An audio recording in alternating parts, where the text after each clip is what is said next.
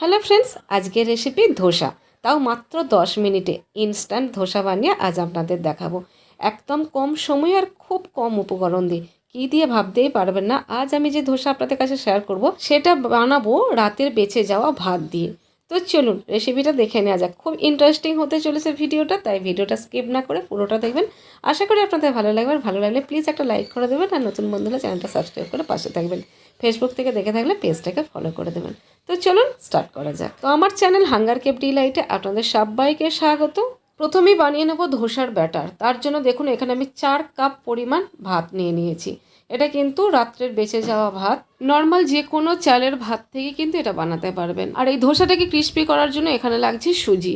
সুজিটা ইউজ করেছি 3/4 কাপ, এক কাপের পিছনে। মানে 1 কাপ যদি ভাত হয় তাহলে 3/4 কাপ সুজি লাগবে। সুজিটাকে খুব ভালো করে গ্রাইন্ড করে নিতে হবে, একদম ফাইন পাউডার বানিয়ে নিতে হবে। আর এখানে পুরো সুজিটাই আমি কিন্তু ফাইন পাউডার বানিয়ে নিয়েছি, দিয়ে কিছুটা রেখে দিয়েছি। আর এখানে নিয়ে নিয়েছি কিছুটা পরিমাণ সুজি। এবার এর মধ্যে আমি দিয়ে দিচ্ছি ভাত। তো আমি 3 বারে এটাকে একসঙ্গে মিক্সড করে আর একদম ফাইন পেস্ট বানাবো। একবারে পুরোটা হবে না, তাই অল্প অল্প করে সমস্ত পরিমাণগুলো আমি দিচ্ছি। আর এখানে প্রত্যেক কাপের পিছনে আমি 3 টেবিল স্পুন করে দই দিয়েছি।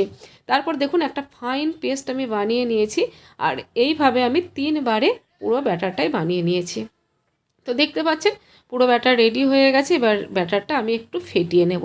ফেটিয়ে নিয়ে এটাকে 10 থেকে 15 মিনিট রেস্টে দিয়ে দেবো, কারণ যেহেতু আছে এর মধ্যে সুজিটা একটু ফুলবে।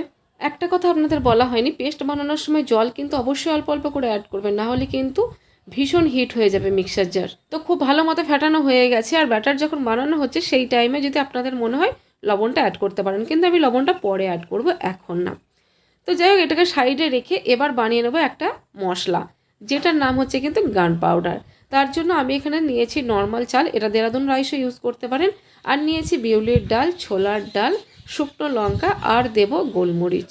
এইগুলোকে খুব ভালোভাবে রোস্ট করে নিতে হবে, একদম ব্রাউন কালার না আসা পর্যন্ত। একদম ধিমে আঁচেই করতে হবে, হাই আঁচে করে দেবেন না, তাহলে কিন্তু ভালো লাগবে না। আর এটাকে ইভেনলি রোস্ট হওয়ার জন্য আমি এর মধ্যে লবণ অ্যাড করে দিলাম। লবণ দিলে কিন্তু রোস্টটা খুব ভালো মতো হয়। আর তারপর আমি এর মধ্যে দিয়ে দিলাম কারি পাতা। যখন মোটামুটি এগুলো প্রায় 90% রোস্ট হয়ে গেছে, তখন কারি পাতাটা দিয়ে একটু রোস্ট করে নিয়ে এবার গ্যাসটা আমি বন্ধ করে দেব। গ্যাস বন্ধ করার পর ওর মধ্যে কিন্তু আরও কিছু জিনিস আমি অ্যাড করব, সেগুলো কী কী বলে দিই। এখানে নিয়ে নিয়েছি দেখুন 1.5 টেবিল স্পুন সাদা তিল, আর দিয়ে দিলাম এর মধ্যে 2 টেবিল স্পুন নারকেলের পাউডার, বা যেটাকে বলে ডেসিকেটেড কোকোনাট পাউডার, দিয়ে এবার ভালো করে একটু মিশিয়ে নিচ্ছি। গ্যাস কিন্তু বন্ধ আছে, এই যে হিটটা আছে প্যানটা, এতেই কিন্তু তিল আর ডেসিকেটেড কোকোনাট পাউডারটা কিন্তু রোস্ট হয়ে যাবে। তারপর ঠান্ডা করে এটার একটা আমি পাউডার বানিয়ে নিয়েছি। দেখুন পাউডারটা কিন্তু রেডি হয়ে গেছে। তো চলুন এবার এটাকে সাইড করে আমি আলুর সবজিটা বানিয়ে নিন। তো আলুর সবজি বানানোর জন্য আমি এখানে একটা প্যান নিয়েছি, আর তার মধ্যে দিয়ে দিয়েছি 1 টিস্পুন তেল। তার মধ্যে দিয়ে দিলাম সর্ষে ফোড়ন, একটা শুকনো লঙ্কা ফোড়ন, আর দিয়ে দিলাম বিউলির ডাল আর ছোলার ডাল ফোড়নে।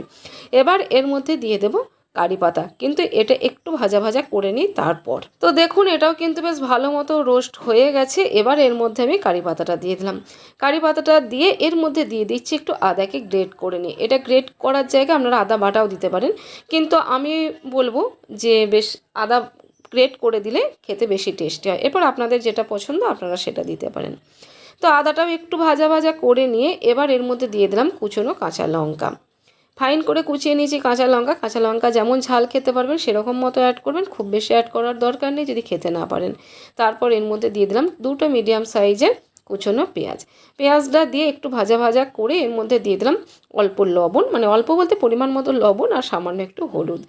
আর হ্যাঁ, পেঁয়াজটা কিন্তু খুব ব্রাউন করে ভাজার দরকার নেই, হালকা একটু পিঙ্ক কালার আসবে তখনই কিন্তু এর মধ্যে লবণ আর হলুদ অ্যাড করে দিয়ে আর সেদ্ধ করা আলুটা এইভাবে হাতে করে ম্যাশ করে দিয়ে দেবেন। তো হাতে করে ম্যাশ করে দিলে এই সবজিটা বেশি খেতে ভালো হয় কেটে দেওয়ার থেকে। আর এবার আলুটাও একটু নাড়াচাড়া করে নিয়ে এর মধ্যে দিয়ে দিলাম পরিমাণ মতো জল। এবার এটাকে চাপা দিয়ে কিছুক্ষণ ফুটিয়ে নেব। এইভাবে সবজিটা বানিয়ে দেখবেন, ভীষণ সিম্পল বানানো, কিন্তু টেস্ট হয় ভীষণ সুন্দর। 3 থেকে 4 মিনিটের মধ্যে কিন্তু সবজিটা রেডি হয়ে যাবে, কারণ আলু তো সেদ্ধ করাই আছে। শুধু একটু ফুটিয়ে নিয়ে তারপর ঢিমে আছে আর কিছুক্ষণ রান্না করে নিলে এটা কিন্তু পুরোপুরি রেডি। এটা রেডি হয়ে গেছে, এটা সাইডে রেখে দেবো। এবার চলুন ধোসা বানানোর প্রসেসে। তো চলুন দেখুন, এখানে আমি কিন্তু ধোসা বানানোর প্রসেসে চলে এসেছি ব্যাটারটা নিয়ে। আর ব্যাটারটা আর একবার আমি একটু ভালো করে ফেটিয়ে নিচ্ছি। আর এই সময় যদি আপনাদের মনে হয় যে ব্যাটারের কনসিস্টেন্সি ঠিক নেই, তখন একটু জল অ্যাড করতে পারেন। তাই প্রথম থেকে কিন্তু পাতলা করেই কিন্তু ব্যাটারটা বানাবেন না।